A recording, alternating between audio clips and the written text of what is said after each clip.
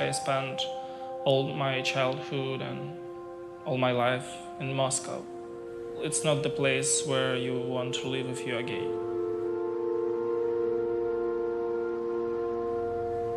They say you are free, like to beat gays, to kill gays, and people feel that they have the right to do this.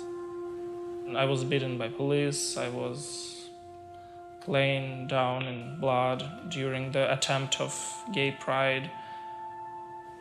There is no any place where you can be sure you are safe. You never know what's gonna happen to you next minute, tomorrow, next hour. Nicaragua is no easy country for the gay people. I never said I am lesbian in Nicaragua, never. The only person who I open talking about it was my grandma, because my grandma protect me.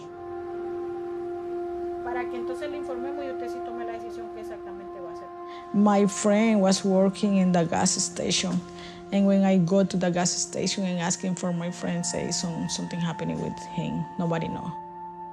My friend was gay too. The people from the town did some rumor, and they killing my friends.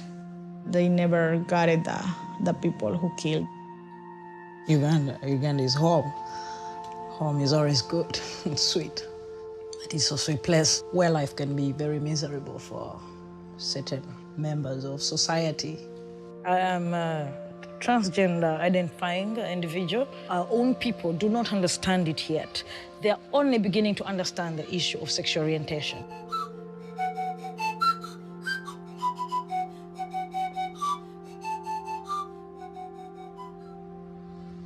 The local pastors claimed to be able to heal people from homosexuality. The pastor came right for me and they took me on the stage and they started to strip me naked. And they were laying hands on me all over, including my genitals. They hurt me physically. I was so embarrassed, ashamed. It was very nasty.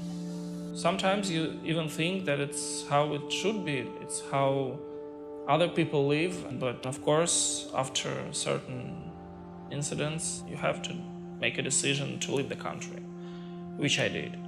And I never regret. When David was killed, David Kato, I started to smell death. I started feeling like death was close. This is David and me. This guy was an activist before me. Here, he thought I would die before him even. He thought I would be killed before him. My grandma, she told me, you needed to looking for a safe place. If you stay here in Nicaragua, you never can build your family. It was hard, it was really hard.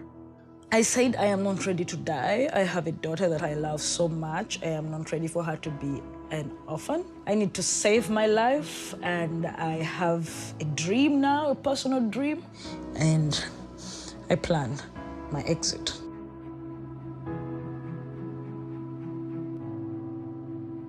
The political asylum is not easy. I don't find the immigration equality. I don't think so. Can I do that something in my life now here? When people want to come here, I'm like, I don't know. But if you know that your life is really, really, really in trouble, take off for your life. Exit, then immigration equality is your brother or sister at that point. Immigration equality, he gave me an interpreter, he found lawyers who took my case pro bono. Imagine if you just left your country and came here, and then there's no group like immigration equality. You're not sure about where you're going to sleep. You're not sure about the food you're going to eat. You don't have that money most of the time.